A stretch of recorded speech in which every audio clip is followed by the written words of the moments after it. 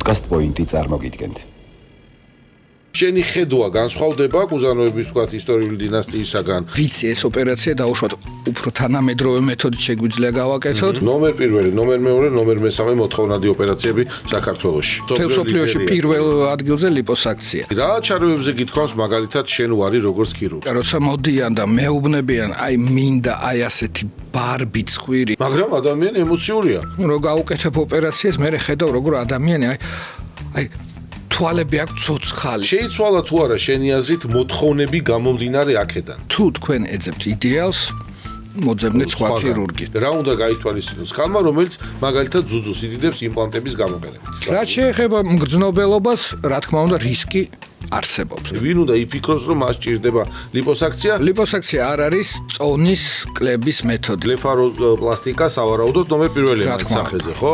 ბოლო დროს ძალიან აქტუალური, პოპულარული გახდა წარბების აწევა. დუნდულიკები, დუნდულოები, ხო? ბევრად უფრო მეტი ყურადღება იქ არის დუნდულოებზე, შეიძლება სულ ბრტყელი გულმკერდი ქონდეს, მაგრამ დუნდულო უნდა ქონდეს. ენდობი თუ არა ინტუიციას საოპერაციო ბლოკში? დიახ. დაგიკავს თუ არა ქათამი? არა. მართლა? ეპიზოდის პარტნიორია წყალი მთის. გადაცემის სპონსორია მკვდარი ზღვის ბუნებრივ მინერალებზე დამზადებული ბრენდი აჰავა. კანის მოვლის მსოფლიო ბრენდი ავერსისგან.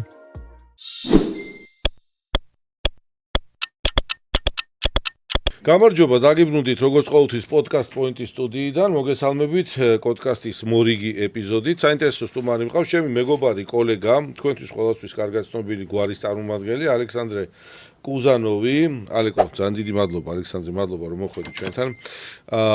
ლეგენდარული დინასტიის წარმომადგენელი ხარ პლასტიკურ ქირურგიაში. ჩვენ დღევანდელი თემა ეხება ზოგადად თავის მოვლას და მით უმეტეს ამ თავის მოვლაში დიდი წვლილი დღევანდელ რეალობაში პლასტიკურ ქირურგიას ბოლო 20 წელია 30 და 40-იც უკვე საკმაოდ დიდ წვლილად შემოიჭრა, ხო, ადამიანების ცხოვრებაში. კაცია თუ ქალია, პლასტიკურ ქირურგიას ყველა მიმართავს და, მოდი ვისაუბროთ ავკარგიანობაზე და რაღაც ძირითად თემებსაც შევეხოთ. პირველ რიგში ძალიან დიდი მადლობა რომ მოხვედი და გამიხარდა შენახვა, დიდი ხანი არ მინახია. დიდი მადლობა მოწვევისთვის და მეც ძალიან გამიხარდა შენახვა. გაიხარე. კარგი, როგორ მიდის საქმეები კლინიკაში? დღეს გქონდა ოპერაცია? კი, რა თქმა უნდა, დღეს როგორც მოვილაპარაკეთ, ამიტომ შემოხვალოთ ერთი ოპერაცია მქონდა, ორი ერთში, მაგრამ დროულად დავამთავრეთ და კარგია. შენ ატარებ ისეთ გვარს, რომელიც საქართველოში ასოცირდება პლასტიკურ ქირურგიასთან. ბატონი ნივა ჩემი მასწავლებელი იყო პირველი პერიოდი, როცა მე დავიწყე ამ სფეროში მოღვაწეობა, ის იყო ჩემი, ასე ვთქვათ, ხელმძღვანელიც და მოტივატორიც და მენტორიც და ყველაფერი, მადლობა მას კიდევ ერთხელ ამისათვის. მაგრამ შენ ამ ოჯახის წარმომადგენელი იყავი, ხო? რა იყო ეს პასუხისგებლობა იყო, რაღაცა მარტივი იყო უფრო შენთვის ის გზის გავლა ზუსტად, ვთქვათ, არასამეცნიერო ოჯახის წევრი რო ყოფილიყავი თუ როგორ იყო შენთვის როგორც მაშინდელი პერიოდის ალექსანდრე კუზანოვისთვის ეს პერიოდი? ასე ვიტყვი, ახლა რო ვთქვა, რომ უფრო მარტივი არ იყო, ალბათ არა. რაღაც ასპექტებში ალბათ უფრო მარტივი იყო, მაგრამ ჯერ ესეთ იმასაც ვიტყვი, რომ მამაჩემი ივა ყოველთვის მეუბნებოდა, რომ იქნებ სხვა პროფესია გინდა, იქნებ რაღაცა და იქნებ სულ არ გინდა ეს მედიცინაში წახვიდე. არა, როცა ვუყურებდი მამაჩემს, ჩემ უფროს ძმას, ბაბუას რა თქმა უნდა. ჩემ უფროს ძმას, შენ, თქვენ როგორ მუშაობდით და ექსპერიმენტებს რო ატარებთ, მინდოდა, სულ მინდოდა და ამიტომაც გავყვევი ამ გზას და იმიტომ რომ სულ მაინტერესებდა, სულ მინდოდა. სწორია, ხო, იმიტომ რომ ეს მაშინდელი რჩევა, მამის რჩევა, სწორია, იმიტომ რომ მამა არ უნდა წყვეტდეს შვილი სადღაც წავიდეს, ადამიანი თვითონ უნდა წყვეტდეს, ხო? როგორი იყო ბავშვობა კუზანოვის სახლში? მე ძალიან ბევრი დრო მაქვს თქვენთან გატარებული სამეგობრო პერიოდში, მაშინ როცა ერთად მოღვაწეობდით ამ სფეროში, სწავლობდით უბრალოდ, ხო? გუგა, მე, თქვენ, ბატონი ივა და ძალიან მიყვარს თქვენი ოჯახი დღემდე და პატივსცემდა. შენთვის როგორი იყო ბავშვობა? დიდი გუგა კუზანოვიდან დაწყებული, შემდეგ ივა და რაღაცა დიდი ამბები იყო, ხო? პაციენტების ტრიალი, სულ ამ თემის გარშემო საუბრები. ზუსტად ალბათ ზუსტად ამან გამნაპირობა, რომ ავარჩიე მედიცინა, ქირურგია, იმიტომ სულ უყურებდი ბაბუაჩემს. ვუყურებდი რამდენი ხალხი მოდიოდა სახლში მიღება ქონდა ყოველ მეორე დღეს მიღება დიახ და ამასაც ვუყურებდი მე და მიყვებოდით საავადმყოფოში საღამოს ყოველ 9-ზე მიდიოდა პაციენტების სანახავად და ნუ აი დავყვებოდით, ვუყურებდით და გვაინტერესებდა ეს ყველაფერი. ეს გუგაზე დიდი გუგა, კი, ყოველთვის იყო, ნუ აი ძალიან დადებითი შვილიშვილების მიმართ, ანუ კეთილგანწყობილი. ანუ შვილებთან თუ უფრო მკაცრი იყო, შვილიშვილებთან იყო პირიქით და ნუ ეს ძალიან გვიყვარდა ბაბუა და ნუ ყოველთვის ვხედავდით, რამდენი პატივისცემით ყველა ექცეოდა ბაბუას და ნუ ძალიან გვიყვარდა. ერთადერთი რაც ნუ გული მწყდება, რომ ვერ მოვასწარე საოპერაციოში მენახა ბაბუა ჩემი. ნუ ეს კი სამწუხაროდ ვერ მოვასწარე. ადრე წავიდა და ვერ მოვასწარე. ივა, რა თქმა უნდა, ეს ყოველთვის იყო ენერგიით სავსე ადამიანი, რომელიც სულ ტრიალებდა და ნუ სულ ბავშვობაში დედამ პორტრეტი ჩამოკიდა ივასი, რომ ეს არის მამა თქვენი, არ დაგავიწყეთ, სულ ხან მოსკოვში იყო, ხან სად იყო და კი, რა თქმა უნდა, ანუ აი ასე გაიარა, ნუ მაგრამ იგივეს ვიტყვი, რომ დაუშვათ ივამ ძალიან დიდი ღვაწლი შეიტანა იმაში, აი ახლა როგორც აღნიშნეთ, მოტოებით, მანქანებით, რომ დავდივართ საქართველოს, ნუ აი შემოვლილი რო გვაქვს. შენი ჰობია ეს. კი, ივამ დაიწყო, ანუ ივასთან ერთად დავდიოდით ბავშვობაში, დავყავდით, მოგზაურობდით საქართველოს გარშემო, ნუ იმ დროს რაც შესაძლებელი იყო ახლა ძველი ჟიგულებით შორს ვერ წახვალ ოფროუდში. ეს უნდა მეკითხა რომ რა კვალი დატოვა მამამ შენს განვითარებას და ზრდაში თქო და ეგ ერთ-ერთი მთავარი და მნიშვნელოვანი როგორც აღნიშნავ. ერთ-ერთი ძალიან პროფესიულის გარდა ეს არის ნუ აი საქართველოს მიმართ უზარმაზარი სიყვარული. თან 94-ში მე ზუსტად წავედი ამერიკაში, სანამ 95-ში ჩავაბარე სამედიცინოს და 94-ში ჩოგბურთი დრო წავედი, იქ მქონდა საშუალება დარჩენის, მაგრამ ვიფიქრე და ვარჩი აი გადავწყვიტე და თამაშობ კარგად ხო მაშინ კი ვთამაშობდი კი კარგად თამაშობდი მაშინ კი და აი გადავწყვიტე რომ ჩოგბურთი არა არამედ მედიცინა და ამიტომაც დავბრუნდი კარგი კონკურენცია თუ არის შიდა მაგალითად ჭიდილი ხო შენი ძმა გუგა მამა და შენ ხო სამივე ქირურგები ხართ ხა ქირურგია ისეთი დარგია სადაც ყველას თავის ხელწერა აქვს ხო ყველას თავის ხედვა აქვს დაფუძნებული მტკიცებით მედიცინაზე გამოცდილებაზე სწავლაზე და განათლებაზე ხო მაგრამ მაინც არის სპეციფიკა სუპერ ინდივიდუალური სპეციფიკა არის თუ არა გარკვეული მიმართულებები თქვა დღეს როცა შენ ჩამოყალიბდი ქირურგად და როცა დამოუკიდებელ პრაქტიკას აწარმოებ უთანხმოებები პროფესიული თვალსაზრისით ხო ანუ შენი ხედვა განსხვავდება კუზანოების თქვა ისტორიული დინასტიისაგან თუ მაინც ერთ ხასაწვევით ერთ მიმართულებას ერთ ტაქტიკას ერთ ტექნიკებს იყენებთ აი როგორ არის როგორ დაბალანსდა ეს ну ასე ვთქვათ ივა ყოველთვის იყო პროგრესირებადი და ყოველთვის იყო ღია ახალი მეთოდებისთვის ანუ იგივე აი დაუშვათ როცა ნუ აი უფრო ადრე როცა რაღაცას ვისწავლიდი ახალ რაღაცას თუ აუხსნიდი აი სანამ ვაკეთებდი ჩემით ოპერაციას ხო მივიდოდი და ვეტყოდი ნუ აი ვიცი ეს ოპერაცია დაუშვათ უფრო თანამედროვე მეთოდით შეგვიძლია გავაკეთოთ უფრო შედეგიანი იქნება და უფრო კარგი აი თუ მიხვალ და ეტყვი აი მოდი ასე გააკეთე ვინახარ აი თუ აუხსნი წინასწარ დაჯდები აუხსნი აჩვენებს ძალიან მაგარია მოდი გავაკეთე ხო არა არგუმენტირებული ხარ არგუმენტი ჭირდება ხო კი აი არგუმენტზე ყოველთვის მოყვება და ეს ზუსტად ამიტომაც დღემდე არის პროგრესირებადი და ნუ აი სულ ახალ ტექნიკებს იყენებს კარგია ეს დღემდე გრძელდება რამდენი წლის არის ხა ბატონი ივა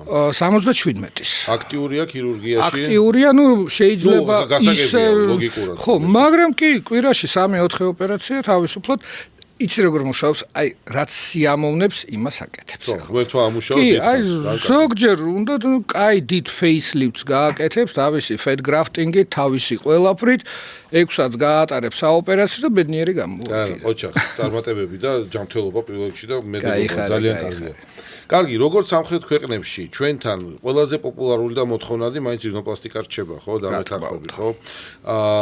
მოდი რეიტინგით შევხედოთ, ნუ დაუბრუნდეთ ახლა უკვე ჩვენს პროფესიულ მიმართულებას და მაყურებელს ვესალმობთ. რეიტინგული სტატისტიკით რო შევხედოთ, ვთქვათ, შენი გადმოსახედიდან ბოლო 10 წლის მანძილზე ნომერ პირველი, ნომერ მეორე, ნომერ მესამე მოთხოვნადი ოპერაციები საქართველოში. ნუ რინოპლასტიკა ვთქვათ, რომ აწლეულების განმავლობაში სულ პირველ ადგილზეა სამხრეთ ქვეყანა და ასე არის ზუსტად თურქეთშიც და აზერბაიჯანში და იტალიაშიც და ყველგან. მეორე დაუშვათ ბოლო წლების განმავლობაში ისე შეიცვალა, რომ მეორე ალბათ ჯერ ისევ ლიპოსაქცია არის, რაც მთელ მსოფლიოში პირველ ადგილზე ლიპოსაქცია. მერე ბლეფაროპლასტიკა მოდის და მერე აი საქართველოში უკვე მეოთხე ადგილზე ძუძუს ქირურგია გამოდის. გახდა პოპულარული ძუძუს გახდა. კი. აი ადრე როგორც გახსოვს, ადრე როცა სწავლობდით, იყო ძალიან იშვიათი ოპერაცია, კი. შიშიც არც იცოდნენ, არც იყო ისეთი პოპულარული. დღესდღეობით მეოთხე ადგილი უკავია მტკიცედ.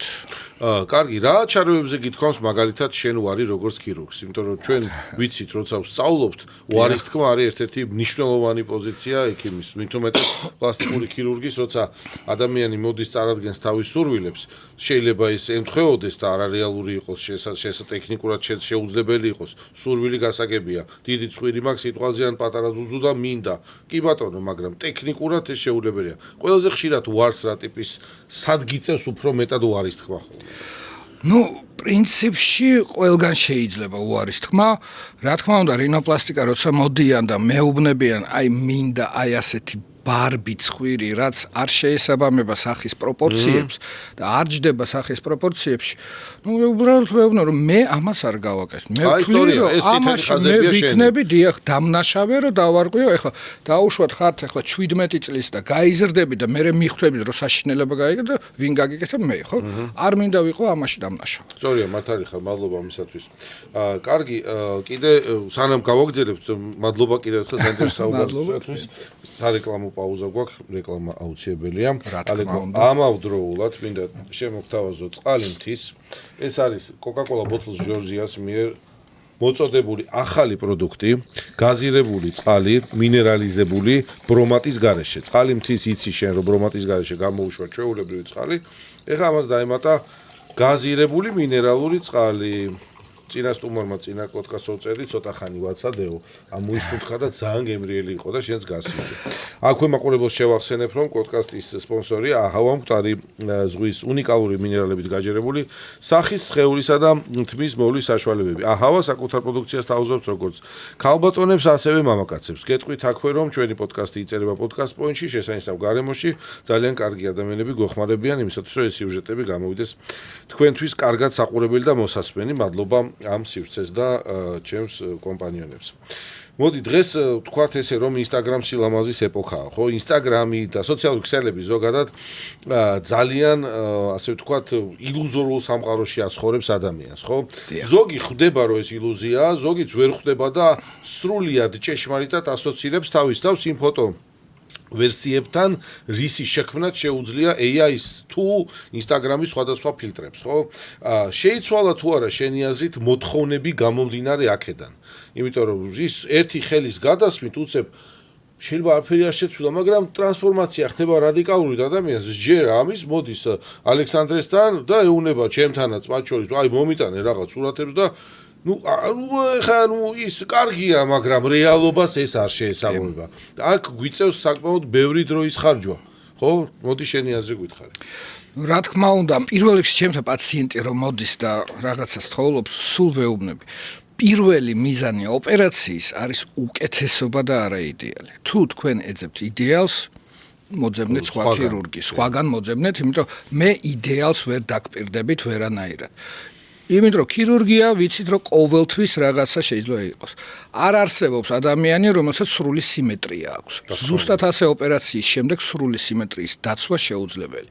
და ადამიანი თუ მიჩვეულია რომ აი ფილტრებით ხედავს იდეალურ სურათს და უნდა რომ ოპერაციის შემდეგ ასეთი იდეალური იყოს, ჯობია არ გაიკეთოს ოპერაცია. მადლობა, კარგი პასუხი იყო, აბსოლუტურად გეთანხმები. ბოლო 10 წლის განმავლობაში მაგალითად, რასაც შენ უკვე მართლაც აქტიურ ქირურგიულ პრაქტიკაში ხარ, ხო? დამოუკიდებელ პრაქტიკას სრულიად განსხვავებულ განახებს, ვიდრე რომ თქვათ, მიუხედავად იმისა, რომ გუნდური შრომა, მიუხედავად იმისა, რომ თქვათ ერთად შრომობთ, ბევრამაც ერთად აკეთებთ, უკვე შენი წარმოდგენები ჩამოგიყალიბდა. ბოლო 10 წლის მანძილზე შეიცვალა თუ არა მოთხოვნები და სურვილები პაციენტების მხრიდან. Instagram-ს თავი დავანებოთ, სოციალებს თავი დავანებოთ. რამე ახალი ტრენდები ხო არ გამოჩნდა, რაღაცა უფრო მეტს ხო არ მოითხოვენ ვიდრე 10 წლის წინ. იგივე სიმულტანური ოპერაციები, ერთობლივი ოპერაციები ხო არ გახდა უფრო პოპულარული. ასე ვთქვათ, ექიმთან მოდის ისეთი პაციენტი, აი ჩემთან მოდის ისეთი პაციენტი, რომელმაც იცის მე როგორ ვმუშაობ. აი უფრო მოდის ისეთი პაციენტი, რომელიც თხოვლობს ბუნებრიობას და ისეთ რაღაცას. ეს იმამაზე იმუშავა შენმა პრაქტიკამ. ჩემმა პრაქტიკამ შენი პაციენტების გამიერ უფრო აი ასეთი კატეგორიის პაციენტი მოდის. სიმულტანური ოპერაცია კი, რა თქმა უნდა, მოთხოვნა არის, იზრდება, მაგრამ ისე არა როგორც აზერბაიჯანში დაუშვათ, ბაქოში როცა ვაკეთებდით ოპერაციებს, მოდიოდნენ და ცხვირი, მკერდი, მუცელი, ყველაფერი, არ შეიძლება ყველაფრის ერთად გაკეთება, უფრო ტაქტიკა გვაქვს ისეთი, რომ პაციენტის უსაფრთხოება პირველ რიგში. ოპერაცია არ უნდა გრძელდებოდეს 7 საათის დიდხანს. ხო, როცა შეგიძლია გაყო, ჯობია გაყო და უსაფრთხოდ იყოს შენს და პაციენტს. კარგი. რა ასე ვთქვათ, ტენდენცია არის აფიშირებასთან მიმართებით. მე რასაც ვუყურებ, ხო, გარშემო სოციალურ სივრცეში, სადღაც სამეგობრო წრეში, ადრე თუ მაინც ცოტა ისე მალავდნენ ამას, რომ ოპერაცია გაიკეთეს. დღეს ნებისმიერი ტიპის ოპერაციაზე ძალიან თამამად საუბრობენ. სხვა შორის ბევრი ცნობადის სახეც და არაცნობადიც, ხო?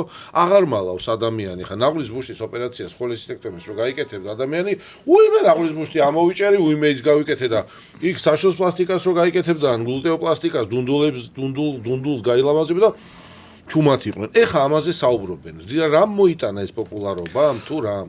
შეიცვალა საერთოდ, იცვლება ყველაფერი, მსოფლიო იცვლება და გემოვნებაც და გემოვნების გარს ტაბუ მოიხსნა ამ ყველაფერზე. უფრო გახსნილი ხალხი გახდა და უფრო მეც საუბრობენ ამაზე და აღარ მალავენ. ეხლა გახსოვს ადრე როცა მოდიოდა პაციენტი და დაუშვა ძუძუს გასადიდებლად და ეუბნებოდი, გაიხადე და გაბრძანდით მე ისა ეხლა ვერც მოასწრებ, გაიხადეთ, უკვე იხთიან. ეს გახდა ტაბუ მოიხსნა უბრალოდ. პოპულარული გახდა და პოპულარობა მოიტანა ის, რომ ეს აღარ არის ასე ვთქვათ, სიცხვილთან ასოცირებული. ხო, ეს არანაირად სასიცხვილო ეს თემა არის, ეს არის საკუთარ თავზე ზრუნვა, ჯანსაღი ზრუნვა და როცა მithumetes სამეცნიერო გუნდი მუშაობს, სამეცნიერო გუნდი განაპირობებს იმას, რომ ადამიანმა თავის თავზე ჯანსაღად უნდა იზრუნოს, თუნდაც პლასტიკური ქირურგიის გამოყენებით, ხო? რაც აღნიშნავდი შენ როგორც ქირურგი თანამედროვე ტექნოლოგიების მიმართულებით. გასაგები ხე მიკროსკოპები ვითარდებოდა ყოველთვის, ქირურგიული ინსტრუმენტარი ვითარდებოდა. აი, რა მოგეხმარა ბოლო წლების განმავლობაში ტექნოლოგიური წინსვლასთან მიმართებაში? რაც შენ რაღაცა გაგიმარტივა, ან პაციენტს გაუმარტივა რაიმე ვთქვათ მიმართულება. აი, რა გეხმარება როგორც პლასტიკურ ქირურგს ტექნოლოგიები ბოლო 10 წლის მანძილზე? ტექნოლოგიებში რაც ვთქვათ, დაუშვათ აი 2017 წლიდან დავიწყეთ პიეზოულტრაბგერითი აპარატის გამოყენება რინოპლასტიკაში, ოსტეოტომიებს ვაკეთებთ არა სატეხით და ჩაქუჩით, არამედ პიეზოს ულტრაბგერითი ტალღით, კი, 60,000 ძალიან გაამართლა. ჯერ ესეთი ქირურგისთვის ბევრად უფრო კომფორტულია, predictable გახდა, unpredictable fracture, მოტეხილობა ზუსტად პროგნოზირებადი არის. იქ სადაც გაჭრი, იქ იქნება გაჭრილი ძვალი და არა იქ სადაც სატეხით რო დაარტყავ, შეიძლება გატყდეს ძვალი და გაიქცეს კი. ამის გარდა ბევრად ტრავმულია, ბევრად მეტი შეშუპებები, სილურჯეები არის ძველი მეთოდის გამოყენებისას და პიეზოს იმით ბევრად ნაკლებია და საინტერესოა, ხო? არა, ძალიან აი შეცვალა, მთლიანად შეცვალა. დაუშვათ, ჩვენთან ხო რეზიდენტურა არის და ჩვენთან სწავლობენ რეზიდენტები, აი თანამედროვე თაობა ყველა მუშაობს მარტო უკვე პიეზოთი. კი. გარდა ოსტეოტომია და არის. ზოგჯერ საჭიროა მაინც, როცა ინფექციები არის რაღაცა, რომ უფრო დაცულად იყოს სატეხით შეგიძლია. კარგი, მოდი ალექსანდრე გადავიდეთ ახლა ჩვენ უფრო კონკრეტულ ოპერაციებზე, რაც ასევე ჩვენი მაყურებლისთვის საინტერესო იქნება განსაკუთრებით ქალბატონებისათვის, ეს არის ძუძუს პლასტიკა, ხო? მამოპლასტიკები. მამოპლასტიკა სხვადასხვა მეგობრებო, გაგვიგეთქვით, ეს არის აწევა, ეს არის დაპატარავება, ეს არის გადიდება, კომბინირებული ოპერაციები, ძუძუს აღდგენა და ასე შემდეგ, ხო? სანამ ჩარევას გადაწყვეტენ ხოლმე პაციენტები, ხო? ადამიანებს აინტერესებთ, როგორი მოვლა უნდა ამ იმპლანტს, რამე ხვალ უნდა აკეთოს განსაკუთრებული. აი მოდი მოკლედ, როგორც პროფესიონალმა გვითხრი ძუძუს გადიდებისას რა სპეციფიკაა დღეს up to date. დღეს რა ხდება, იმიტომ რომ შარშან წინ შეიძლება სხვა რამე ხდებოდა, სხვა მოთხოვნა იყო, სხვა რეკომენდაცია იყო. აი დღევანდელ რეალობაში რა უნდა გაითვალისწინოს ხალხმა, რომელიც მაგალითად ძუძუს იდიდებს იმპლანტების გამოყენებით. ნუ თუ ვაკეთებთ აუგმენტაციას და რაც ყველაზე ხშირია კი, აუგმენტაცია გადიდება. აუცილებლად არის, რომ მინიმუმ 1 თვე, მე უფრო 2 თვეს ვურჩევ, რომ უნდა ვატაროთ სპეციალური კორსეტი. და არ უნდა გქონდეს ზედა კიდურზე მხრის სახსარში აქტიური მოძრაობები. ჯოგბურთი არ უნდა ითამაშოს და ჯოგბურთი და ნუ აი უფრო ნელა ჩავიცვათ, იმიტომ რომ უმეტეს შემთხვევებში იმპლანტი დგას კუნთის ქვეშ და სანამ არ ჩამოყალიბდა კაფსულა, ეს აქტიური მოძრაობა და სპეციალური ტრიკოტაჟის არტარებამ შეიძლება გამოიწვიოს დისლოკაცია და ესთეტიური შედეგის დაკარგვა. ამიტომ ეს 2 თვე მაქსიმალურად უნდა შევუზღუდოთ, ანუ უნდა ვატაროთ სპეციალური ტრიკოტაჟი და ზედა კიდურზე მხრის სახსარში ნაკლები. ჰიგიენა ჩვეულებრივად როგორც ნორმალურ ადამიანს, ანუ ზედმეტი არანაირი ესეთი ჰიგიენა ცურვა 2 თვის შემდეგ. ისევ, იმიტომ რომ მხრის სახსარი მუშაობს ამაში. რა რეკომენდაციებია დღეს ძუძუს იმპლანტის დროს, როცა დგამთ იმპლანტს, რას ეუბნები პაციენტს? 10 წლის მერე უნდა შეიცვალოს, 5 წლის მერე უნდა გააკონტროლო, 15 წლის მერე აუცილებლად მე ეს სპონტანურად ვამბობ რა. მოდი დავაკონკრეტოთ ეს. პირველ რიგში გინდა გვაქვს გაკეთებული ოპერაცია, გინდა არა, ნებისმიერ თანამედროვე ქალბატონმა უნდა მივიდეს წელიწადში ერთხელ ძუძუს ქსოვილის შემოწმებას. თავის ასაკობრივი ჯგუფიდან გამოვიდა. გაიკეთე ოპერაცია, გინდა არ გაქვს გაკეთებული ოპერაცია, მაინც უნდა გაიკეთო.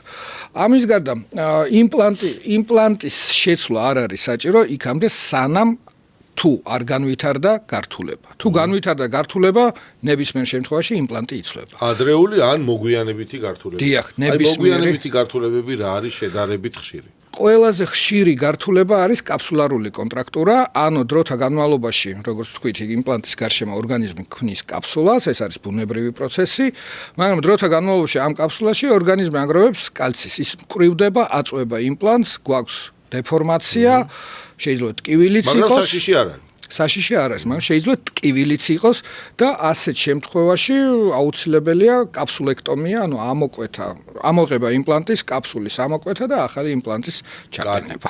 ძუძუს გადიდება, ანუ აუგმენტაცია და ონკოლოგია. ეს ღია თემა იყო და კვლავ რჩება გარკვეულ შრეებში, რომ შიში, ხო არ განმივვითარდება ძუძუს ავთვისებიანი დაავადება ამ ოპერაციის შედეგად. ეს იქნება, მოდი ასე ვთქვათ, იმპლანტი, აწევა, მასტოპექსია ვთქვათ, თუ დაპატარავება. აქაც მოდი დავსვათ წერტილი ამ მითებზე. ნუ ასე ვთქვათ, რომ საერთოდ ცნობილი იყო, რომ იმპლანტი და ძუძუს კიბო არა, მაგრამ ბოლო 7-8 წელია, რაც აღმოჩნდა ასეთი რაღაცა, როგორც სხვილუჯრედოვანი ლიმფომა.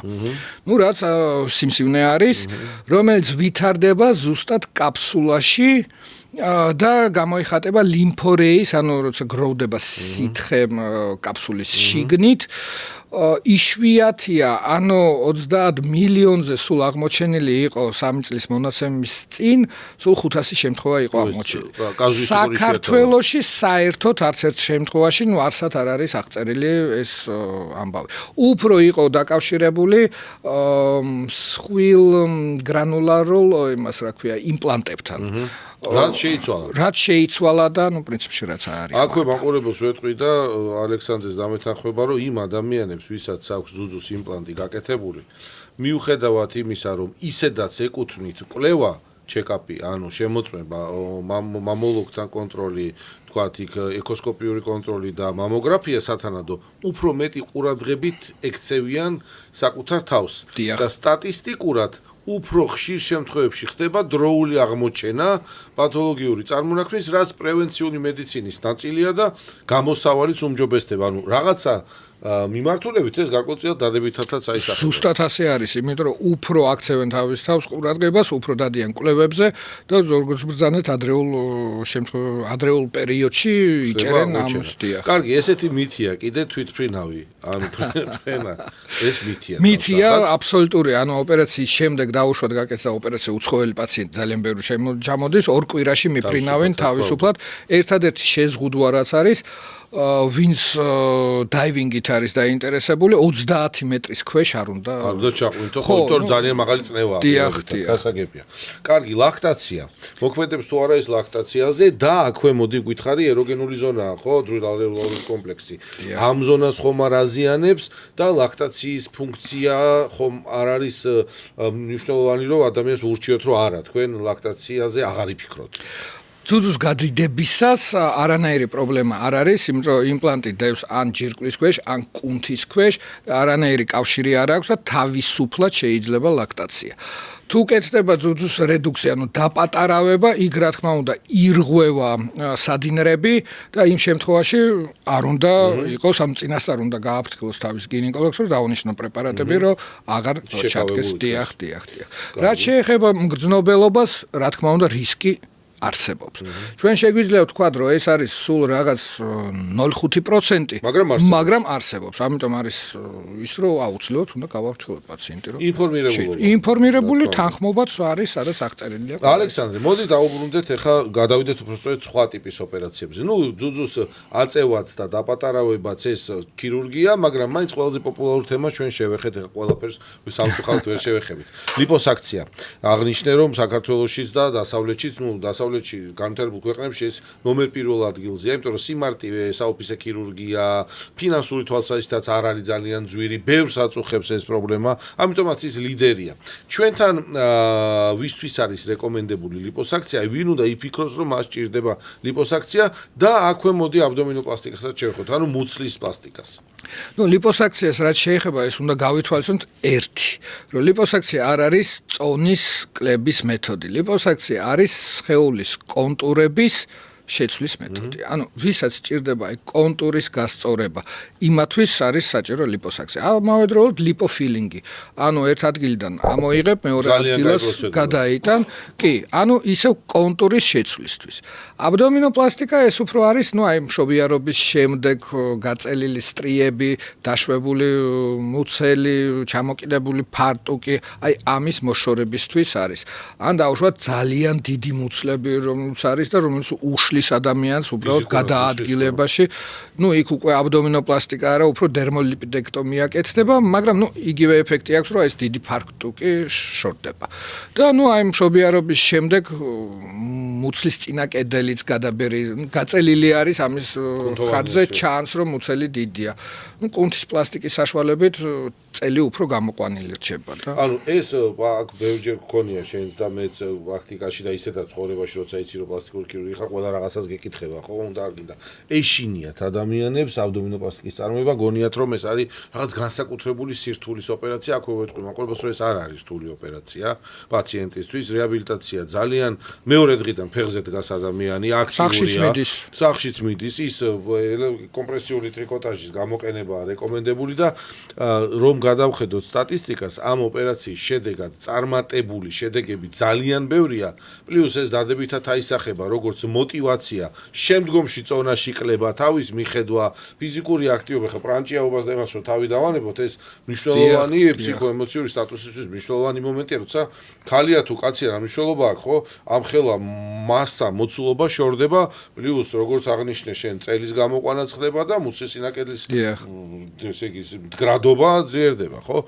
ეს ერთი და მეორე, ლიპოსაქციებზე ხშირად ეშინიათ ადამიანებს, ვაიმე, ემბოლიზაცია არ მოხდეს, ის არ დამემართოს. მოდი ერთი-ორი სიტყვით აქაც აუხსნათ მაყურებელს შენის დახმარებით, რა რისკებია, რეალური რისკები, როდესაც კეთდება ოპერაცია სათანადო სამედიცინო დაწესებულებაში. ზუსტად. ხო, აი, ეხლა ჩვენ არ ვამბობთ წესების დარღვევაზე, ეს არც განიხილება, აი სათანადო დაწესებულებაში. და პროფესიონალთან ერთად, რა თქმა უნდა, რისკი მედიცინაში, როგორც ცხოვრებაში ყოველთვის არსებობს, მაგრამ, აი იგივენაირად, როგორც თვითმფრინავში დაჯდომის, ხო, ჩვენ ხო 100%-ად არ ვიცით დაჯდება თუ არა. აი ხშირად უფრო გვეკითხებიან, ნარკოზის გვეშინია და ხო რამე ხო არ დაგვემართება. ზუსტად ასე, როგორც ვჯდებით თვითმფრინავში, ზუსტად დაახლოებით იგივე რისკი არის ოპერაციის გაკეთების. ანუ ეს არის, აი ეს არის ძირითადი ცხოვრების სასიცოცხლო ჩვენებების რისკები ოპერაციის ემთხვევა თვითრაში ჩაჯდომას. უკიდურესად დაბალია. უკიდურესად დაბალია. ისე მაშინ ავტომობილის მართვაც არ უნდა გადავდოთ. ბევრად უფრო რისკიანია. რა თქმა უნდა. ეს არის სწორი პასუხი, მადლობა ამისათვის, იმიტომ რომ ნებისმიერ სიტუაციაში ჩვენ ქუჩაში რო გავდივართ, რისკები იმდენია გარშემო, რომ მაღაზე რო დავიწყოთ ფიქრი, ქუჩაში არ გავალთ. და მე აღმოჩნდება, რომ თურმე სახლშიც ბევრი რისკია და სახლში აღარ გავჩერდები. ამიტომ გააზრებულად, სწორად ფორმირებული გადაწყვეტილება და მით უმეტეს თუ ეს ხორციელდება სათანადო პროფესიონალების გუნდში და სათანადო სივრცეში, მაშინ ეს ყველაფერი დაყვანილია მინიმუმამდე. შენ როგორც ქირურგი რა ერთობლივ ოპერაციებს უჭერ მხარს? აი მე წეგან დასაწყისში აღვნიშნეთ ხო, სიმულტანური, ანუ ერთობლივად სხვადასხვა რეგიონის ერთ ეტაპში გაკეთება. მაგალითად, თუ ადამიანმა დაიკლო წონაში, თუ ადამიანი თქვათ ასაკობრივი ფტოზი აქვს სხეულზე, თქვათ წონკლების შემდგომი თუ ზოგადად გამოხატული, რა აი შენი საყვარელი ერთიანი ჩარევა მაგალითად რა არის? ეს მხრების პლასტიკა, ძუძუ ერთად თქვათ, ბარძაყები, ტორსოპლასტიკა, რაღაც აი რას ურჩევდი თუ ერთ რეგიონზე და ერთ აი ასე ვთქვათ სექტორზეა საუბარი. ნუ ინდივიდუალურია ეს პაციენტთან ერთად უნდა გაიარა, ნუ აი დავუშვათ დღეს მქონდა, დღეს გავაკეთეთ მამაკაცი, რომელმაც თავისი დაიკლო 70 კილო ბარიატრიის გარეშე. ანუ პირველ ეტაპად გავუკეთეთ აბდომინოპლასტიკა და მკლავები. ანუ მკლავების აი ორი ოპერაცია. ორი ოპერაცია, მაგრამ რომელიც მორჩა 4 საათის ფარგლებში. ხო, იმიტომ რომ ის რისკები არ იყოს დიდი. ანუ უფრო ადვილად გადაიტანს და მეორე ეტაპზე დაუშვათ გაკეთდება უკვე ბარძაყები და ზურგი. ამიტომ სწორია, მადლობა ამ პასუხისათვის, ინდივიდუალურად წყდება ყველა პაციენტთან, გამომდინარე ანატომია, ასაკი, რისკები, ზოგადი სომატური მდგომარეობა, ხო, ქირურგის და პაციენტის შეთანხმების შემდგომ უკვე პრიორიტეტები ისაზღვრება და იმის მიხედვით ხდება გადაწყვეტილების მიღება, ხო? კარგი, ესეთი კითხვა მქონდა მე მომზადებული. რომელი ოპერაცია მოითხოვს ყველაზე ხანგრძლივ და ესე ვთქვათ მეთვალყურების ქვეშ ყოფნას რეაბილიტაციის პერიოდში.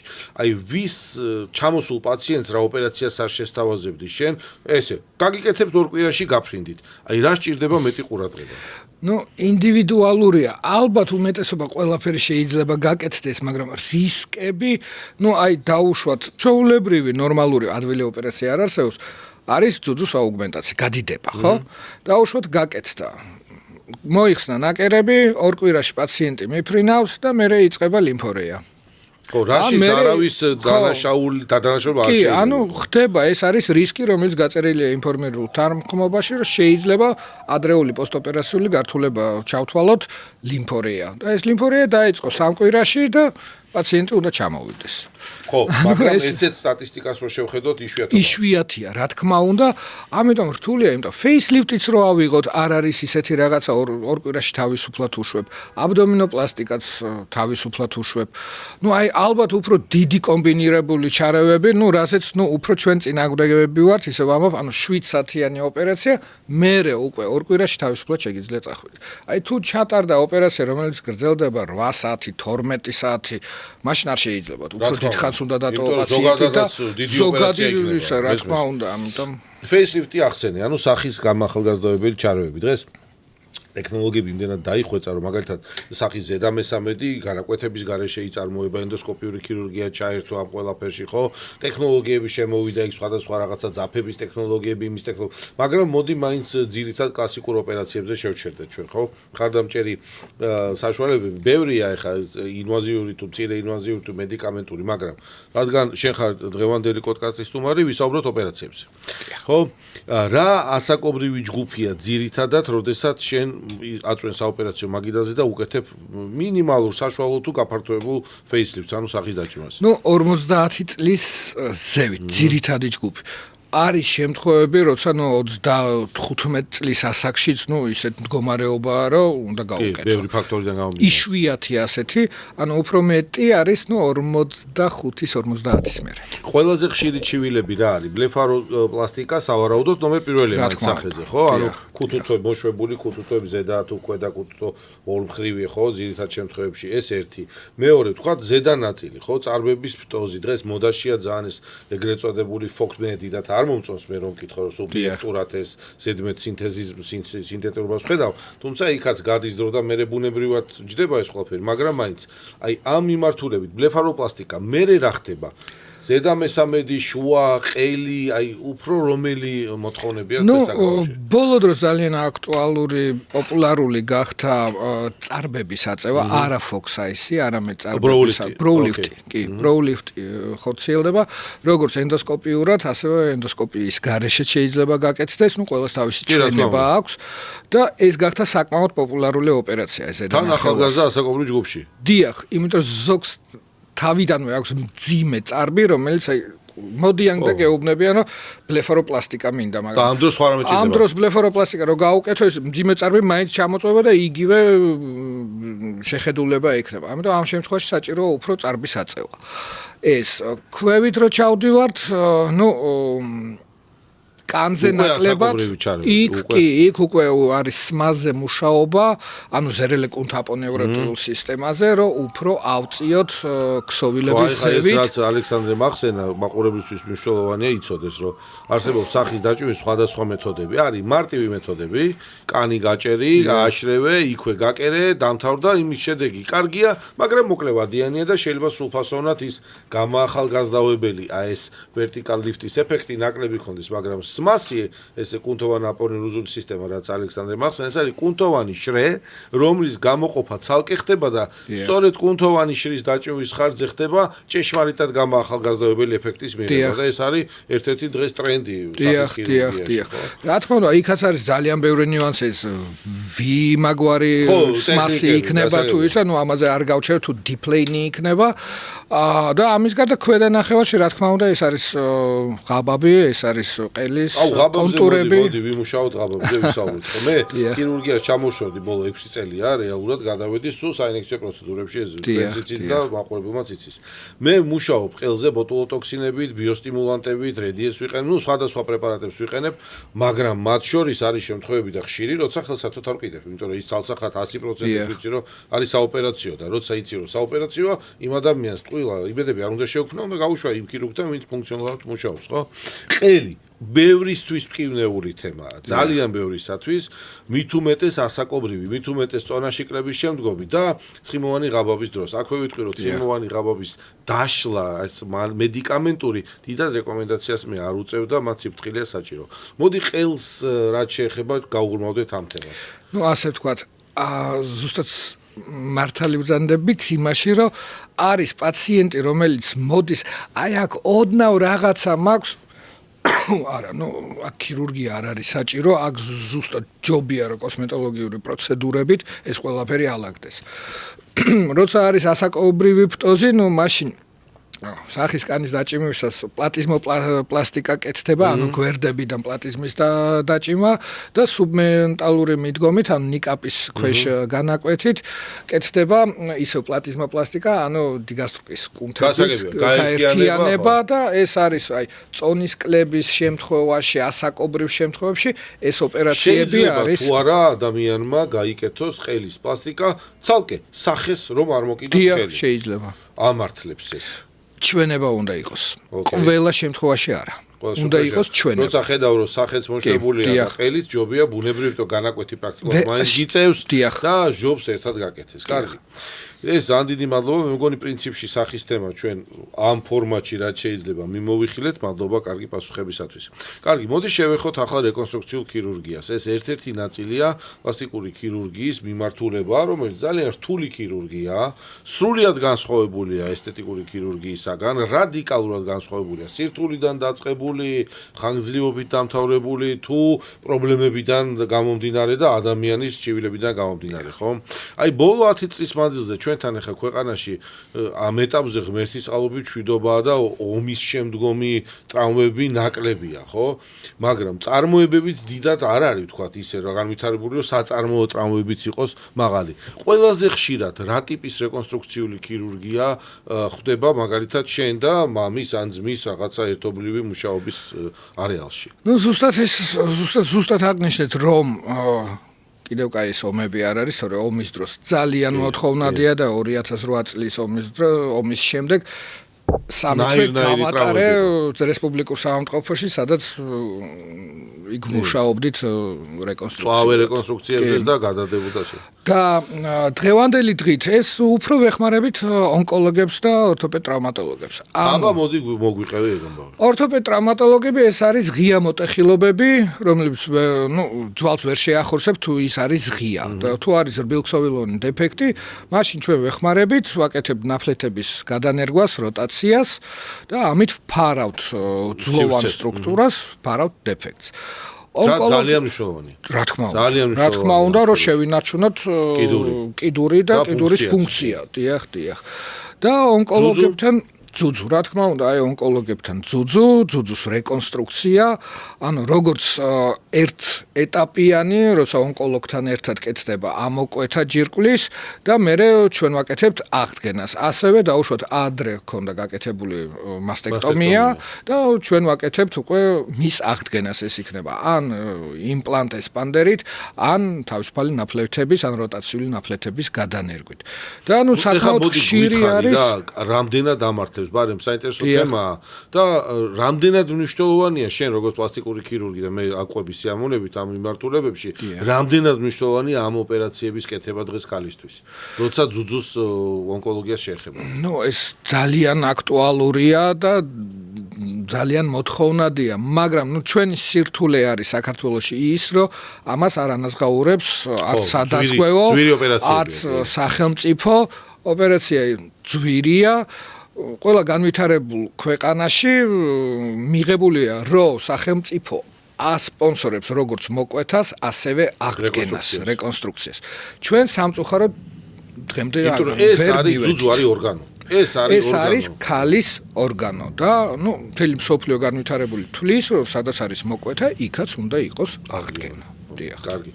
ეს ძალიან მნიშვნელოვანია და მადლობა ამ უკავშირისთვის. მოდი ახლა შევცვალოთ მიმართულება, გენდერულად შევცვალოთ მიმართულება და ვთქვათ, რომ ჩემთან ახლა მაგალითად ბოლო 2-3 წელია რაღაცა განსაკუთრებით რატომღაც არ ვიცი, შეიძლება ჩემმა პაციენტების რაოდენობა იმატა, თუ რა ხდება, არ ვიცი, მამაკაცები მოიმატა. ანუ ბოტოქსისაც იკეთებენ, სხვადასხვა პროცედურებს გამოახალგაზრდავები, გამოჯანსაღებები, სხვადასხვა რაღაცებს იკეთებენ და საკმაოდ მისასალმებელი ეს ამბავი. პლასტიკურ ქირურგიაში, გარდა რინოპლასტიკისა, რაც ყოველდღიურადღე იყო და აქ გენდერული სხვაობა დიდად არ ყოფილა, კაცია თუ ქალია, რინოპლასტიკას ყველა იკეთებდა ჩვენ ქვეყანაში და გაიკეთებს კიდევაც. რა ოპერაციები დაემატა შენს პრაქტიკაში, მაგალითად, მამაკაცის თვალსაზრისით? რინოპლასტიკა რო არ ჩავთვალოთ, ყველაზე მეტი არის წონის კლების შემდგომი ოპერაციები, ანუ ბოდი კონტურინგ. ეს ოპერაციები არის პირველ ადგილზე.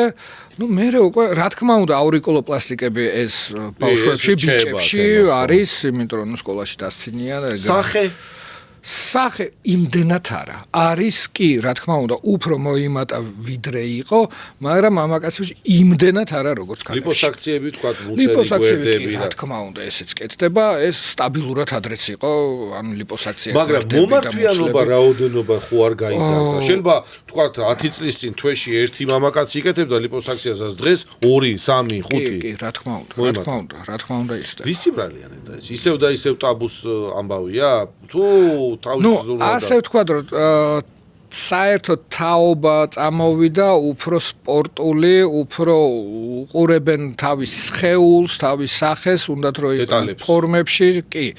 ანუ ჩვენ თაობასთან შედარებით უფრო აქტიურები არიან. სხვა რაღაც ინტერესები გქონდა და გვაქვს კიდე. მაყურებელს შევახსენებ, რომ პოდკასტის წამდგენი და პარტნიორია წყალი მთის, თავისი ახალი პროდუქტით აგერ წარმოდგენილია ბატონებო და ქალბატონებო, ეს არის გაზირებული მინერალური წყალი, წყალი მთის ასევე ბრომატის გარეშე. ასე რომ დავლიოთ წყალი მთის და ავივსოთ მთის ძალით, როგორც იტყვიან. პოდკასტის სპონსორია აჰავა, ნუქტარი ზღვის უნიკალური მინერალებით გაჯერებული სახის და სხეულისა და თმის მოვლის საშუალებები ქალბატონებისა და მამაკაცებისათვის. აჰავას პროდუქცია მოწონებული და რეკომენდებულია დერმატოლოგების მიერ. ჩემთვის ბევრ ადამიანს უკითხავს რა, ადრეც ახლაც. ჯერ ქირურგიას უდის დაუბრუნდებით ცალკე თემა, მაგრამ არ ვაფიქრებ. ჯერ რომ ვითხოვს ხოლმე ესეა. დუნდულოები, ხო? გლუტეოპლასტიკა, ბოთოქს, ხო? ანუ სხვადასხვა ესე იგი ტრენდული სახელები აქვს ამას და ასე. მოდი დავარქვათ დუნდულოების პლასტიკი. დიახ. რა ხდება ამ მიმართულებით? იმიტომ რომ ეს ამერიკის შეერთებულ შტატებში გარკვეული ტოპ ვარსკვლავებიდან გამომდინარე რაღაც ტრენდული იყო, რაღაც მომენტში ბრაზილია ცალკე რო ავიღოთ იქ საერთოდ ბუმია, ესეთი მრგვალი ფუმფულა, ასე ვთქვათ, დუნდულოების ანატომიის მოყვარული საზოგადოება. ჩვენთან რა ხდება და რა მეთოდები გამოიყენება დუნდულოს პლასტიკის მიმართულებით? ნუ აი აქ აღვნიშნავ რომ ეს ოპერაცია აი ისეთი მასიური არ გახდა, როგორც დაუშვათ აუგმენტაცია. ბრაზილიაში, ნუ აი არ ვიცი, ეხლა შაშა ვიყავი ბრაზილიაში კონგრესზე და ნუ ბრაზილიაში ხარ პლაჟზე უნდა გახვიდე. ნუ აი რაოდენობა აუგმენტაციის გადიდების იქ არის, ნუ ვერ აგიღწერთ რა. აი ალბათ ჩვენთან იმდენი ძუძუ გადიდებული პლაჟზე არ დადის, რამდენიც იქ დადის კი. ბევრად უფრო მეტი ყურადღება იქ არის დუნდულოებზე, შეიძლება სულ ბრტყელი გულმკერდი ქონდეს, მაგრამ დუნდულო უნდა ქონდეს. ნუ ეს ბრაზილია ეს ყოველთვის ასე იყო, ეს კიდე ივო პიტანგიოს დროს იყო ასე და ჩვენთან ახლა უფრო იწყება, მაგრამ ისეთი პოპულარული არ არის. რა შეიძლება გაკეთდეს? პირველი აუგმენტაცია, ისევ სილიკონის იმპლანტებით, მეორე ლიპოფილინგი, თუ ოდნავ ბუნებრივად კონტურირება რო გავაკეთოთ, მაგრამ აქვე უნდა აღვნიშნოთ, რომ არავითარ შემთხვევაში კუნჩი შეყვანა ცხიმის არ შეიძლება დუნდულოს კუნჩი. იმიტომ რომ რატო ეგეც ვთქვათ? 6% სიკვდილიანობა ემბოლიის გამო. ხო, აი, ანუ როცა ამ ოპერაციას აკეთებ, უნდა იცოდეს, სად შემოათავსო ცხიმოვანი ქსოვილი, იმიტომ რომ ის მაღალი კომპრესიის ქვეშ იმყოფება და იმ ადგილებში, სადაც არტერიული ვენური სისტემა, რომელსაც აქვს დაბალი წნევა და ადვილად შეიწოვს და თავდება ყველაფერი. იმიტომ შეიძლება ვიღაცა იწყებს ახლა ამ მეთოდებით და შეიძლება ამაზე. იმპლანტები ხშირია. ისე ვამბობ, არც ისე ხშირია. ტექნოლოგიებს შორის უფრო ხშირია იმპლანტი, ვიდრე თქვა ცხიმის გარდა. ყველაზე ხშირი ახლა არის კომბინაცია იმპლანტს აყენებენ და გვერდებზე კიდე ლიპოსექცია. მისაღებია. ყველაზე ახალგაზრდა ადამიანი, ვისაც მოუმართავს შენთვის გარკვეული ცვლილებების მიმართულებით, დაშვებებიდან გამომდინარე. ბუნებრივია ზოგი ოპერაცია, მაგალითად ძუძუზე ავიღოთ რა, იმიტომ რომ სრულწლოვანი უნდა იყოს ადამიანი. ცალსახად ეს ულაპარაკოთ, იმიტომ რომ გადაწყვეტილება უნდა იყოს მეტნაკლებად გაცნობიერებული და ამას ასაკი ჭირდება, ხო? ხა რინოპლასტიკა რო ავიღოთ იქ თქვა 15-16 წლის ასაკში სხვადასხვა ჩივილებიდან გამომდინარე შეიძლება გააკეთო ოპერაცია და მშობლის დახმობა აიღო. სხვა ოპერაციებზე ყველაზე ისე რა გახსენდება ყველაზე პატარა ასაკობრივი ჯგუფიდან რაც გაგიკეთებია მაგალითად. ნუ აი სუბიექტური თუ ობიექტური სურვილებიდან გამომდინარე. არა, ჩემთან არავინ ისეთი არ ყოფილა, რომ აი ბავშვი მოსულიყო და მინდა რაღაცა, ვიტყოდი, არა. ერთადერთი რაც იყო და რაც იყო ჩვენება, ერთობლივი ოპერაცია გავაკეთეთ ყელყურცხვირებთან ერთად, ბატონ გიორგი გოგნიაშვილთან ერთად. ეს იყო 12 წლის გოგონა, რომელსაც ძალიან ძლიერი ტრავმა ჰქონდა და იმის გარდა რომ მარტო, ვერ სუნთქავდა საერთოდ, მაგრამ გიდის რეკონსტრუქცია სჭირდებოდა, სადაც მე დავეხმარე ბატონ გიორგის და ამის საშუალებით ოდნავ შევცვალეთ ფორმა, მაგრამ არა ძვლის ზრდის ადგილებში და იგივე გიდეს. კარგი, ყველაზე ასაკოვანი ვინ მოსულა შენთან, რომ აი გამიკეთე ალექსანდრე რა. 72 წლის რინოპლასტიკა რამდენიმე პაციენტს გაუკეთე 3 იყვნენ 72 წლის. ესაც მოვიდა? არა, აი უბრალოდ ჯერ ერთი იყო, 1 წელიწადში თუ 2 წელიწადში მეორე, მაგრამ აი 72 რაღაც მაქვს. ველოდები იქნებ ვიღაცა 73-ის 14-ის მოვიდეს და ყველა მოიყო 72. კარგი, სამედიცინო ტურიზმი როგორც ვიცით პოპულარულია, ხო? სამწუხაროდ ჯერჯერობით ჩვენი ქვეყნიდან გადინება უფრო ხშირია ვიდრე შემოდინება ჩვენთან, მაგრამ ნელ-ნელა ტენდენცია რაღაცა მატულობს, ხო, იგივე პლასტიკურ ქირურგიაში შენ როგორ აკვირდები. არის თუ არა უკვე ნელ-ნელა, თუნდაც პატარ-პატარა ნაბიჯებით მოთხოვნა, როდესაც საზღვარგარეთიდან ჩამოდიან, თქვათ, შენთან, ჩვენი მოქალაქეები, თქვათ, ემიგრანტები თუ უცხოელები. აი, მოდი ეს ორი სიტყვით მაინც მithოვი. იზრდება და ვიტყვი რომ საკმაოდ იზრდება. ჩვენ კლინიკაში დღევანდელი დღით დაახლოებით 40% პაციენტების არის უცხოელები. მართლა? ახლა ეს რო ჩავთვალოთ ჩვენი ემიგრანტებიც და რეალურად უცხოელები. წამყვანი ქვეყნები ისრაელი, საბერძნეთი, იტალია, საფრანგეთი და მერე დანარჩენი როგორც და რუსეთიც რა თქმა უნდა. უზანოვის კლინიკის ბრენდი გავიდა როგორც საბერძნეთში, ასევე ევროპის კიდე სხვა ქვეყნებშიც. სლოვაკეთშიც და ავსტრიაშიც. ავსტრიაშიც. ანუ შენ გიწევს იქ ჩასვლა ოპერაციების ოპერაციები არა, ეხლა, ეგ ლიცენზია უნდა კონდეს რომ გააკეთო, მაგრამ კონსულტაციები დიახ. ოკეი, და მე რეკომენდაციები მე ჩამოვდა გაიკეთა. და მე ჩამოდიან და აქ იკეთებენ ოპერაციებს. კარგით, უცხოელ პაციენტებში. მოდი ავიღოთ ეხლა ესეთ ომშია ეს ქვეყანა, ხო, ისრაელი და ღმერთმა ყველას მიცეს მშვიდობა და ნაკლები მსხვერპლი დასრულებული იყოს ეს ამხელად გლობალური კონფლიქტი, ხო? აქ მხარეს არ აქვს მნიშვნელობა, მსხვერპლი ნაკლები და დასრულდეს მალე, ხო? ეხლა რაც შეეხება ისრაელს მაგალითად, რა არის მაგალითად იმათთვის ყველაზე მეტად მოთხოვნადი, რასაც თქვენთან იკეთებენ? ყველაფერი, ეს სახის კანის დაჭიმვა. მოდაში რამე არის უფრო? ნუ აი სახის კანის დაჭიმვა, ეს არის ნომერ პირველი. მერე ძუძუ მუცელი ცხვირებიც არის, მაგრამ იმდენი არა, რამდენიც სახე, მუცელი, ძუძუ და სხეული მთლიანად. დიდი ოპერაციების თემა. დიახ. უნდათ და ზუსტად ამათ უნდათ ყველაფერი ერთ ოპერაციაში. თქვენ კაი პროფესიონალთა გუნდი ხართ, ეს გასაგებია და ადამიანს უნდა რომ ჩავიდეს და გაიკეთოს პროფესიონალთან. მაგრამ ფინანსური პოლიტიკა მაინც აქ წამყვანი? აი ისე რომ გლობალურად შეხედა. რა თქმა უნდა არის. ძალიან მნიშვნელოვანი დიდი განსხვავებები არის. დაუშვათ, ნუ აი მაგალითად ჩემ ლექტორებთან ერთად რო ვკითხულობ ლექციებს, როცა დავდივარ კონგრესებზე, ხო? იგივე თურქი კოლეგა, იგივე ჩემნაირი ქირურგი, ხო, გრადაციით ქირურგი, იმასთან დაუშვათ ოპერაცია ღირს 10-ჯერ უფრო ძვირი. შეგაცვალე, საკარგია. კი, ძალიან კარგი. და მივიდეთ მაგამდე. კარგი. მოდი ესე ვთქვათ ეხლა მე და შენც ამ სფეროში, რავი, დიდი ხანია მოღვაწეობ და წლები გროვდება და პრაქტიკა და გამოცდილება გვემატება და ორივე ვიცით რომ სკალპელი გარკვეულწილად არის ფსიქოთერაპიის ინსტრუმენტიც, ხო? მოდი შენი აზრი გითხარი, რამდენად ადამიანის გარეგნული ტრანსფორმაცია, როცა შესრულებულია ეს ჯანსაღად, გააზრებულად, გაცნობიერებულად, თუნდაც ადამიანის, რომელიც შენთან მოვიდა, დასტრესილი, ნანერვიულები, იმიტომ რომ არ მოწონს თქვა ძუძუ, ცხვირი, დუნდულო, მხარი, წონაში და მილიონი რამეა, ხო, სხეულის და სახის, თქვა რეალური პრობლემები, როცა არის ჭეშმარიტი, გაცნობიერებული. იცვლება თუ არა ადამიანის შინაგანი სამყარო, თვითშეფასება, დადებითად, როგორ აისახება პლასტიკური ქირურგის კარგი ნამუშევარი ადამიანის ფსიქიკაზე? ნუ დადებითად იმ შემთხვევაში, როცა ადამიანს აქვს კომპლექსი და ეს არ არის აზვიატებული იდეა და რეალურად რაღაცა არის და ეს რეალურად უქმნის კომპლექსს, ნუ რო გაუკეთებ ოპერაციას, მე ხედავ როგორ ადამიანი აი თვალები აქვს ცოცხალი, მე როცა მოდის მიღებაზე და როგორ უხარია რომ შეიცვალა მისი ცხოვრება. შეიძლება არაფერი არ შეიცვალა, მაგრამ ის თვითონ ქმნიდა თავის თავში ამ კომპლექსს, მაგრამ რომ მოიშორებს, გაფრინდება. კარგი, როგორ რეაგირებს შენ კრიტიკაზე? ანუ, როდესაც ადამიანს სუბიექტური, ობიექტური, არსებული თუ არ არსებული მდგომარეობიდან გამომდინარე აქვს პრეტენზია. აი რას ეუბნები? უხსნი საათობით დროს კარგავ ამაზე, აძლევ დროს, როგორ უნდა აი არის დღეს მეც ვიცი ესეთი უამრავი შემთხვევა არის, როცა სამედიცინო კუთხით ყველაფერი კარგად არის, ჭირდება დრო, მოთმინება და სწორი ანალიზი, მაგრამ ადამიანი ემოციურია. ჭკუიდან არის გადასული. შეიძლება შეირყე ისეთ აგრესიაზე გადადის ზოგჯერ ადამიანი, ხო? როგორ მართავ ამ სიტუაციებს? ნუ პირველ რიგში არის მე სულ ვცდილობ პაციენტს მივცე რაც შეიძლება მეტი ინფორმაცია ოპერაციის წინ.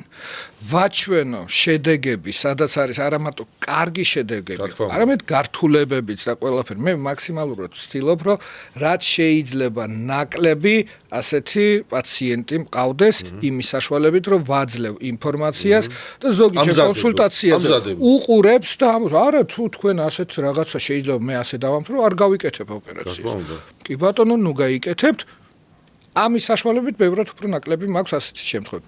რა თქმა უნდა, არის ასეთი ვერ გაექცევი მაინც, კი რთულია, ეხლა ერთ სიტყვით ვერ გეტყვით, როგორ უნდა ესაუბრო ისევ, უნდა ისევ აუხსნა, უნდა ისევ აჩვენო რა როგორ. არის შემთხვევები, რა თქმა უნდა, როცა მიწევს ჩემივე ოპერაციის გადაკეთება. ეს რა თქმა ნორმალურია უნდა პრაქტიკაში, და კი. კი, როცა ამას აქვს აზრი, რა თქმა უნდა, ვაკეთებთ ამას. მაგრამ თუ აქვე ჩვენს დამეთანხმები და შევამეცეთ ერთად დიახ. მაყურებელს, ვინც ოპერაციებს იკეთებს პლასტიკურ ხირურგიაში. შეიძლება მოისმინეს, შეიძლება არ მოისმინეს, დაიმახსოვრეთ, რომ რეაბილიტაციას და საბოლოო შედეგის მიღებას სჭირდება დრო და ეს დრო არის არანაკლებ 6 თვისა და ხანდახან ამას სჭირდება აუცილებლად 1 წელი. ამიტომ თუ ინფორმირებული არის ამის შესახებ ადამიანი, ის მოთმინებით დაელოდება და განმეორებით ჩარევას ადრე ყოფილა პრაქტიკაში და ეხაც არის, რომ ითხოვენ დაუყოვნებლივ სწრაფად ეს ვერ მოხერხდება, რაც არ უნდა სურვილი იყოს ადამიანის, ქირურგის, ეს ვერ მოხერხდება. ამიტომ აქ არის კანონები, რომლის დარღვევაც არ შეიძლება. მეთანხმები? რა თქმა უნდა. როგორ ისვენებ შენ? მე ვიცი, რომ ჩემი საერთო მეგობრები, ჩემი მეგობარი ხარ, რამ გავყო ხო? რაღაცა ადამიანებთან ერთად ხშირად, მათ შორის სოციალურ ქსელში აქტიური ხარ და მიხარია ხოლმე ბატონი, ვასხედავ ხოლმე ხშირად იმ სურათებში შენ და მოტოები. და off-road ტურები რა. გახდება ერთი ორი სიტყვით გითხარი გამოვიდე. ნუ ჩავერთობ ეს თქვენ. დიდი სიამოვნებით მობრძანდით ძალიან კარგი. ვიცი, მაგრამ მანქანები კი. ჯერ მანქანით წამობრძანდით და მე ნელ-ნელა თუ რავე მოტოზე დაგსვავ. კარგია. ანუ ძალიან კარგია. ანუ ადამიანს, რომელიც შრომობს, სჭირდება დასვენება. თალსახად. შეუძლებელია ორი კვირა სადმე თუ არ გავედი, აი შეუძლებელია. ნუ ხვდები, ვატყობ ზომბი. კი, ზატვინი ელება. ძალიან აი ნერვიული ხარ და ერთი შაბათი კვირა გავალ ბუნებაში. გინდა იყოს ეს ფეხით გასეირნება, ჰაიკინგი რაღაცა.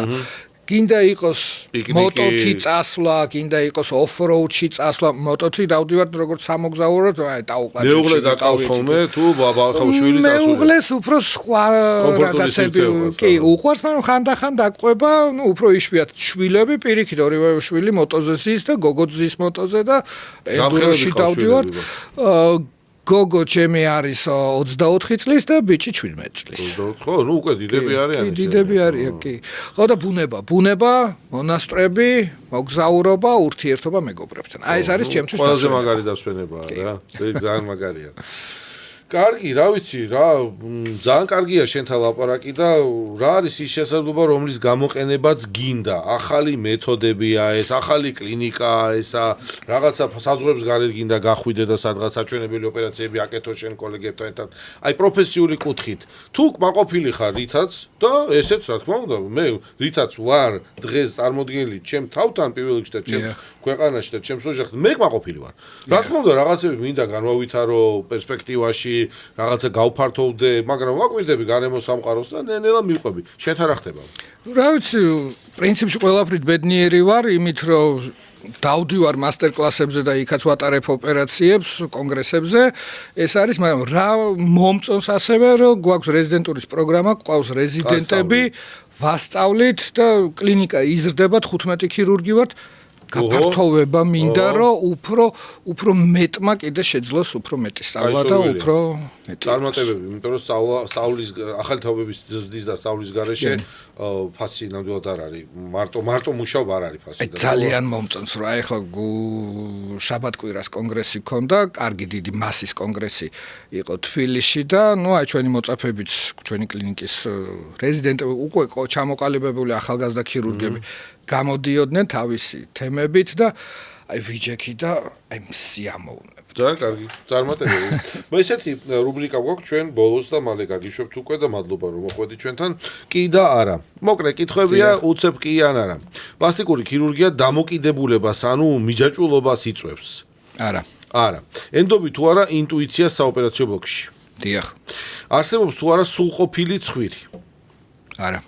გაგიკეთებია თუ არა ოპერაცია მეგობრისათვის, ოჯახის წევრისათვის? დიახ. კარგი. დაგიკავს თუ არა ქათამი? არა. მართლა? არა და ყველა გონია რატომაც ქათამი არ უნდა დამიკლავს, არავინ არ დამიკლავს, უბრალოდ ექსპერიმენტების დროს ჩვენ ერთად ვირთაგვებზე რომ მუშაობდით ეს არის თორე. ისე არის. საკუთარი ხელით გაგიკერავს თუ არა ტანსაცმელი? დიახ. გაგიკერავს. ბავშვობაში. შესაძლებელია თუ არა დაბერების შეჩერება? არა. შეუძლებელია. ჯერჯერობით ყოველ შემთხვევაში ამაზე ბევრი შრომა მიდის, 1000-ნაირი მითია, თუმცა რეალობა ჯერჯერობით არ დამდგარა. ანუ კვლევები, რომელსაც ალბათ დაჭირდება არის კიდეში 100 ან 200 წელიწადი. ყოველ შემთხვევაში ბრძოლა მიდის სამიმართლეობით, მაგრამ ჯერჯერობით დიდი შედეგები არ არის. ქონია თუ არა შემთხვევა, როცა პაციენტმა ოპერაცია პირდაპირ ოპერაციის დროს გადაიფიქრა, ანუ აი და აღარ მინდა. დიახ. ყოფილა. არის თუ არა ქირურგია ყველაზე რთული პროფესია? ვერ ვიტყვი. რთულია კი, რა თქმა უნდა. ერთ-ერთი რთული და საფუძვლო, იმიტომ რომ რას მე რაც მასწავლა ცხოვრებამ ქირურგია საჭიროებს და მოითხოვს სწრაფ გადაწყვეტილების მიღებას და ეს არის ზუსტად ის შრომა, რაზედაც გამოცდილებიდან მომდინარეობს და ეს არის ყველაზე რთული, რომ შენ სწრაფად უნდა ხანდახან რაღაცა უკიდურესი მნიშვნელოვანი გადაწყვეტილება მიიღო. გინდა თუ არა რომ შექმნა შენმა შვილებმაც ამ მიმართულებით განაგრძონ გზა და მანდ რა ხდება ბარემ გითხარი. აგრძელებენ. ორივეს აქვს სურვილი? გოგო ამთავრებს უნივერსიტეტს და აბარებს რეზიდენტურაში და ბიჭი წელს აბარებს უნივერსიტეტში. ორივეს წარმატებები, რა თქმა უნდა. ალექსანდრე, ძალიან დიდი მადლობა. პირველ რიგში გამიხარდა შენი ნახვა, გამიხარდა რაღაცა ქვეცნობიერად თუ გასნობიერებად სიჩუმეში ბევრი რაღაც ამომიტივტივდა და ეს მახარებს, იმიტომ რომ მაყურებელმა შეიძლება არ იცის, მაგრამ ჩვენ წლები ძალიან ბევრი ერთად შრომა გაგვივლია და ბევრი კარგი გასახსენებელი დაგვიგროვდა ცხოვრების განმავლობაში და კიდევ ერთხელ მიხარია რომ მოხვედით ჩვენთან და ესე გულახდილი იყავით ჩვენს მაყურებელთან. დიდი მადლობა, ძალიან გამიხარდა. მოიწონეთ პოდკასტი და კიდევ შევხვდებით ჩვენ იმედია კარგი სტუმრებით ახალ ეპიზოდებში. დროებით. ეპიზოდის პარტნიორია წყალი მთის.